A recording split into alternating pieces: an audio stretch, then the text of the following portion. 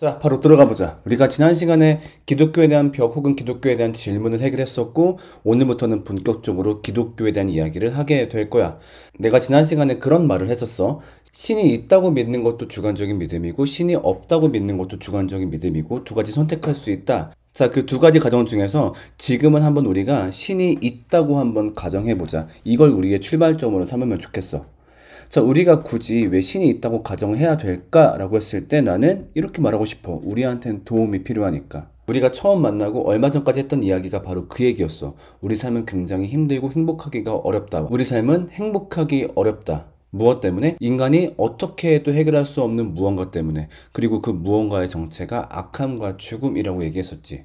그러니까 아무리 봐도 인간사에서 악함과 죽음이 해결된 사례는 등장하지 않았던 것 같아. 여기에 대한 해결은 인간이 아닌 다른 존재의 도움이 있어야 될 것 같아. 자, 그런데 마침 이 성경이란 책이 악함과 죽음, 즉 죄와 사망에 대해서 잘 설명하는 책이거든. 자, 구절 하나 같이 읽어볼게. 괜찮으면 같이 한번 읽어볼까? 시작. 성경에 이렇게 기록되어 있습니다. 의인은 없다, 단 한 사람도 없다.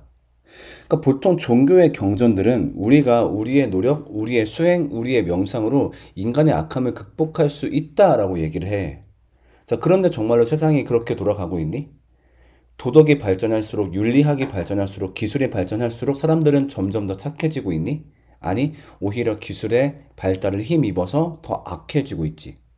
그래서 성경이 바라보는 이 죄에 대한 관점이 굉장히 정확하다는 느낌이 들어. 그리고 나아가서 죽음에 대해서도 얘기를 하거든. 죄가 세상에 들어오고 죄로 말미암아 사망이 들어왔나니. 그러니까 일단 우리 삶이 죄와 사망 때문에 행복할 수 없다라고 성경이라는 책이 굉장히 정확하게 설명을 해주고 있어. 그리고 지난 시간에 말했던 것처럼 이 성경은 죄와 사망의 해결을 말하고자 하는 책이야.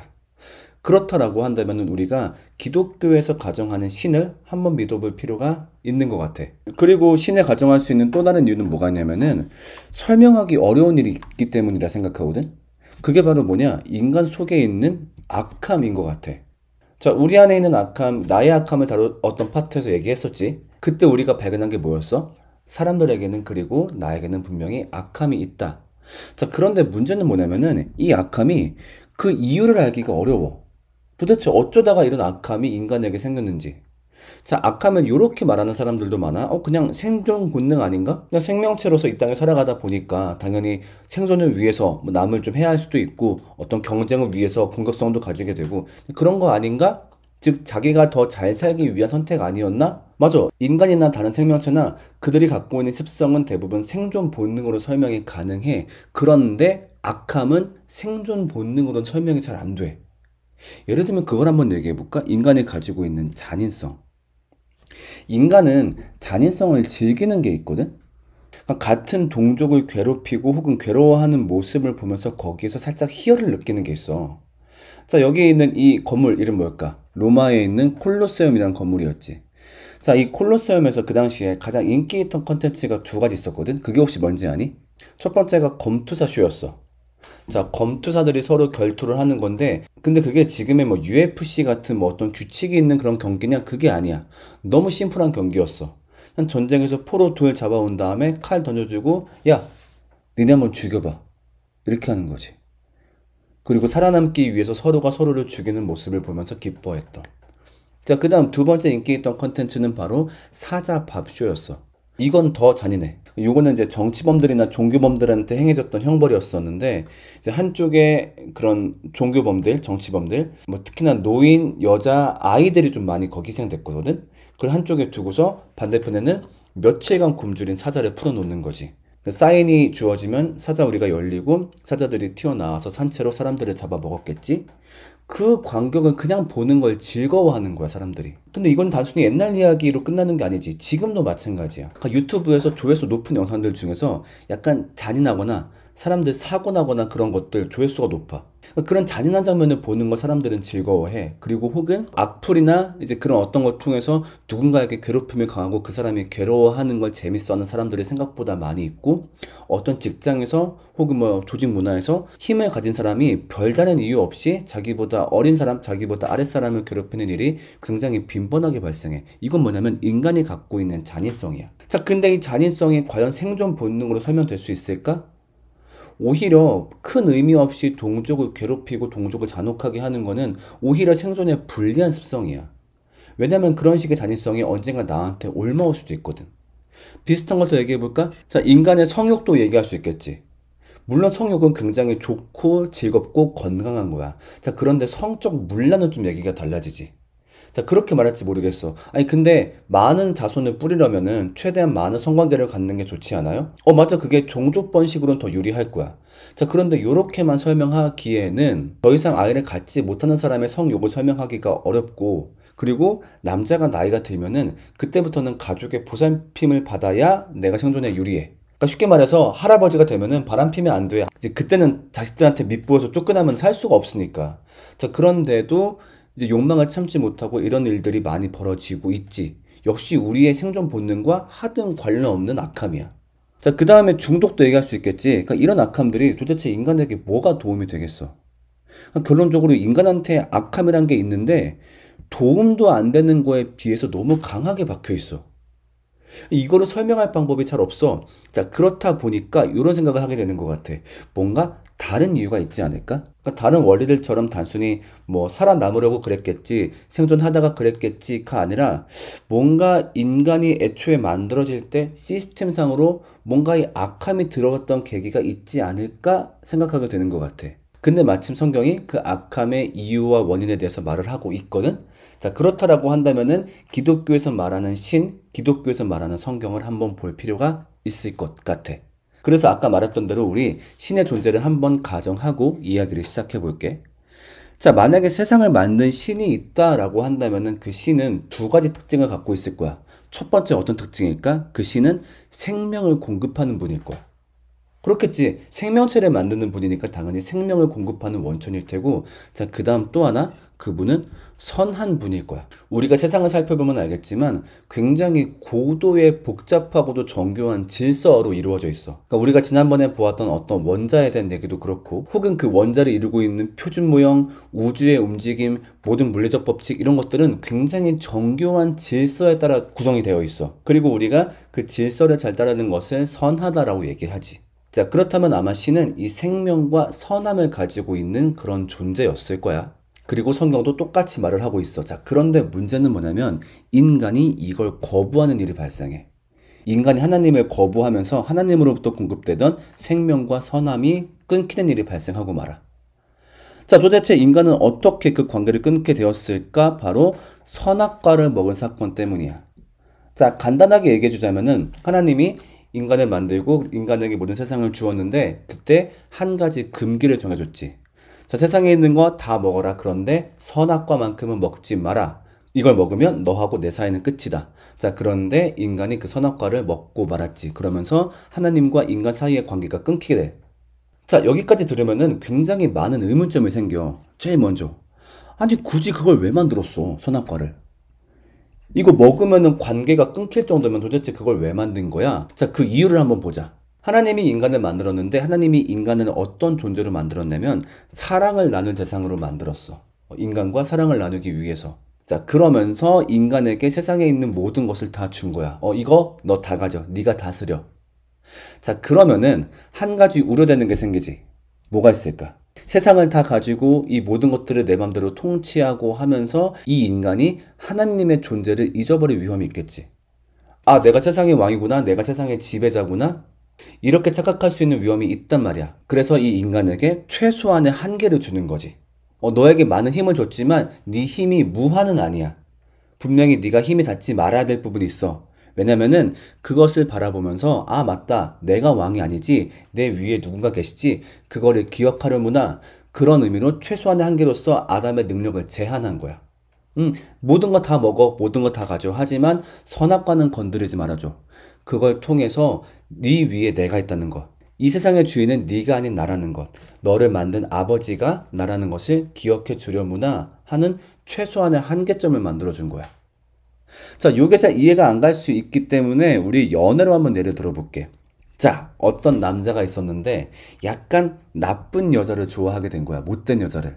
좀 그런 게 취향이었나 봐. 어렸을 때부터 막 순한 사람만 봐왔다 보니까 약간 좀 나쁜 여자를 보니까 한 번에 반했던 것 같아. 자, 그래서 이 남자가 여자가 굉장히 끈질기게 구애를 합니다. 한 번만 사귀어줘. 제발 사귀어줘. 내가 정말 정말 잘할게. 그래가지고 이 여자가 허락해줍니다. 알았어. 그럼 내가 사귀어줄게. 자, 그러면서 이 남자가 여자에게 정말 헌신적으로 모든 걸 다 바칩니다. 뭐 아침마다 데려다 주고 뭐 해달라면 다 해주고 춤춰달라면 춤춰주고 웃겨달라면 웃겨주고 자 그렇게 하는데 자 근데 문제는 여자도 남자의 이런 마음을 좀 이용하기 시작하는 거지. 그래서 자기야 나 이거 사줘 저거 사줘 이거 사줘 막 하는 거야. 그럼 남자가 가끔은 좀 힘에 부칠 때도 있는데 이 여자가 너무 좋으니까 막 다 해주는 거야. 그래서 가끔은 비싼 거 사달라 그러면은 그것도 거절 못하고 막 자기가 알바를 해서라도 그걸 막 사주는 거야. 자, 심지어 여자친구가 이런 것도 말을 하기 시작하는 거야. 자기야 나 이번에 친구들하고 밤늦게 술 좀 먹고 올게. 술 먹고 온다고? 알았어. 자기야 나 이번에 친구들이랑 MT 갔다 올게. 그래? 그 여자들하고만 가는 거지? 아니 남자 껴서 2대2로 갔다 올 건데? 2대2로? 그럼 숙소는 어떻게 잡을 거야? 뭐야 지금 집착하는 거야? 나 집착하는 거 딱 싫은데? 아니야 갔다 와 정말 남들이 보면은 호구라고 할 정도의 여자 상태가 지속되는 거지. 자 이런 관계가 계속되고 있는데 자 어느 날 여자가 그런 요구를 합니다. 자기야 나 오피스텔 하나만 해줘. 오피스텔? 얼만데? 그거 얼마 안 해. 그 월세 한 달에 한 80만 원만 내면 될걸? 그건 너무 부담스러운데. 싫어? 그럼 말어. 사랑이 식었나 보지. 아니야. 자, 기어코 이 남자는 그 여자한테 오피스텔까지 해주게 돼.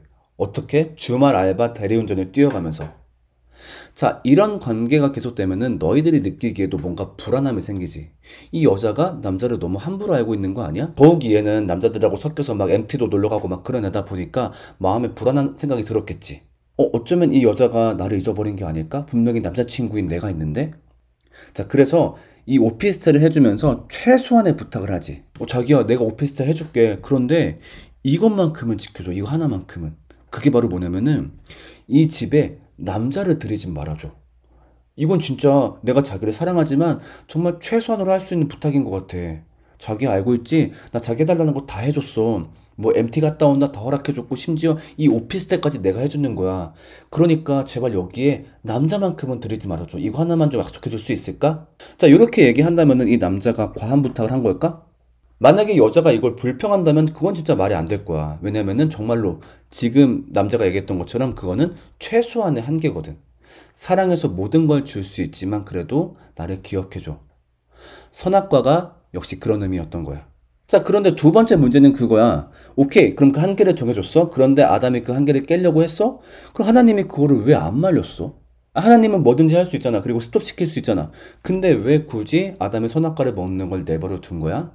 자, 여기서는 사랑에 대한 설명이 조금 필요해. 자, 이렇게 한번 얘기해 볼게. 자, 너희들이 38살이 된 거야. 그런데 안타깝게도 그때까지 여자친구, 남자친구가 안 생긴 거지. 만약에 그렇다는 거야. 만약에 진짜 그랬다는 게 아니라 만약에. 물론 니들은 그럴 일이 없어. 분명히 생길 거야. 걱정하지 말고. 그런데 만약에 그런 일이 벌어진다 가정했을 때 너희가 너무너무 외롭다 보니까 그때는 이제 기술이 발달해가지고 그 로봇 남친, 로봇 여친을 갖게 된 거야. 집에 하나 사온 거지. 120만 원 주고 딱 나온 거야. 처음 사와가지고 포장을 딱 뜯었어. 여기 써 있는 거야. 당신이 사랑해 라고 얘기하면은 이 로봇이 사랑해 라고 말을 할 겁니다. 그래서 실제로 전원 버튼을 딱 눌렀더니 얘가 눈을 떠. 그래서 내가 기대하는 마음으로 사랑해 라고 하니까 얘가 사랑합니다 주인님 하는 거야. 너무 좋은 거지. 그또 사랑해. 네 사랑합니다 주인님. 너무 기분 좋아. 그런데 불과 한 10분 만에 현타가 오겠지. 왜? 얘가 하는 말은 진심이 아니거든. 왜냐면 얘한테는 사랑의 필수 요소라 할 수 있는 자유의지가 없지. 얘는 자기의 의지로 나를 사랑하는 게 아니야. 그냥 그렇게 프로그래밍 되어 있는 것 뿐이야. 그러니까 만약에 얘한테 프로그래밍이 이렇게 되어 있다고 쳐보자. 이 로봇은 당신을 무조건 사랑하지 않을 수도 있습니다. 다른 사람을 사랑하고 당신을 오히려 싫어할 수 있습니다. 이런 상태라고 한다면 그땐 얘가 나를 보고 사랑한다라고 말을 해? 그건 진심을 할 수 있겠지.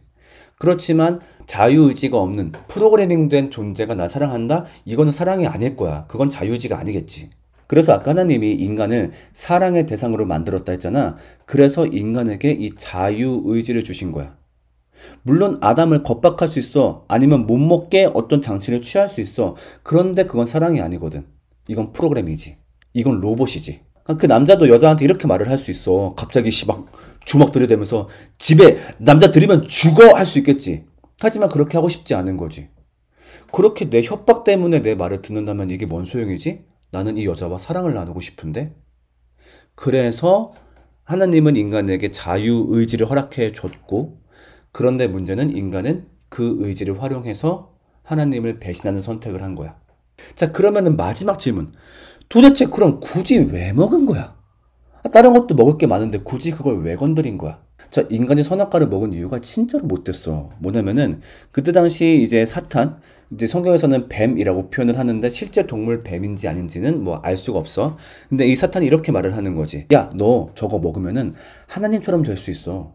야, 하나님이 너한테 세상을 준 거 신기하지. 그치? 그런데 그 힘을 네가 가지면 어떨 것 같아? 이 말에 혹해서 선악과를 먹은 거야. 사랑을 주었더니 모든 걸 노린 사건이야. 그 자리마저 노린 사건인 거지. 예를 들면 내가 길거리에서 거지를 데리고 와서 키워줬더니 이 거지가 우리 집을 노린 사건인 거야. 그러니까 인간이 얼마나 악한 존재인지 알 수 있지. 그래서 누군가는 아니 어떻게 과일 하나 먹었다고 관계를 끊어버려 라고 할 수 있을지 모르겠지만 이건 생각보다 굉장히 심각한 사건이었어. 자, 이렇게 한번 얘기해 볼게. 아까 그 여자한테 오피스텔 준 남자. 자, 근데 이 여자가 결국에 남자를 오피스텔에 들였을까 안 들였을까? 들인 거야. 근데 들인 이유가 뭐냐면은 그 자기가 몰래 만나는 남친, 이 몰래 만난 남친이랑 짜고서 이 오피스텔을 자기 명의로 바꾸려고 계획했던 거지. 자, 그런데 이번엔 드디어 남자친구가 그 모든 사실을 알게 됐어. 남자도 들였고 그 남자랑 짜고서 오피스텔을 자기가 차지하려고 하는 거를 알았어. 자, 그럴 때는 이 남자가 여자와 관계를 끊을만 하겠지. 왜? 그때만큼은 아까 얘기했던 최소한의 한계를 넘어버렸으니까.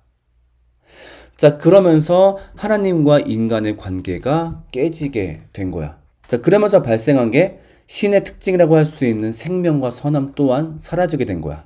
자, 그러면서 생명이 사라지는 대신 뭐가 들어왔을까? 죽음이 들어오고, 선함이 사라지는 대신 뭐가 들어왔을까? 악함이 들어왔어. 즉, 우리가 지금 살고 있는 세상의 비참함, 죽음과 악함, 죄와 사망이 이때 만들어진 거야. 결국 지금의 세상은 인간이 선택한 세상이라는 거지. 신은 생명과 선함으로 세상을 만들었고 그 모든 것을 인간에게 주었어. 근데 인간이 하나님의 손길을 거부해 버렸지. 그래서 자기 스스로 그리고 자기가 손에 쥐고 있던 세상에 악함과 죽음이 가득하게 된 거야. 그게 바로 지금의 세상이라는 거지. 자, 그러면서 하나님이 한 가지 딜레마를 겪게 돼. 뭐냐면은 인간이 그런 짓을 했어. 자, 그래서 이제 악함과 죽음 때문에 평생 고통받으면서 살아야 돼. 오케이. 그걸 내버려 두면 돼. 근데 문제는 뭐냐면은 그렇게 내버려 두자니 신은 지금도 인간을 사랑하는 거야. 자기의 자리까지 노린 그런 나쁜 놈들이지만 여전히 바보같이 그 안에 사랑하는 마음이 남아있는 거야. 이거 어떡하지? 어떡하지? 너무 사랑하는데? 자, 근데 문제는 반대로 자, 그렇다고 그냥 없던 일로 하자니 뭐 네가 나를 배신했지만 아니 그냥 묵인하게 해줄게. 없던 일로 해줄게. 라고 한다면은 그건 옳은 게 아니야. 분명히 잘못했고 잘못된 사람이 그 대가를 치러야 돼. 그리고 하나님은 선한 분인데 그 악함을 그냥 용인한다? 그러면은 하나님도 악함의 동조자가 되어버리지. 자, 사랑과 처벌 이 두 가지 사이에서 신이 갈등하게 돼. 이걸 보고 하나님의 딜레마라고 그래. 자, 그렇다면 과연 이 딜레마를 어떻게 해결할 것인가? 하나님은 사랑과 처벌 이 두 가지의 고민 속에서 어떤 답을 내렸을까? 이것이 바로 성경의 본격적인 이야기야. 그 이야기는 다음 주에 해줄게. 우리는 다음 시간에 만나는 걸로 하자. 안녕!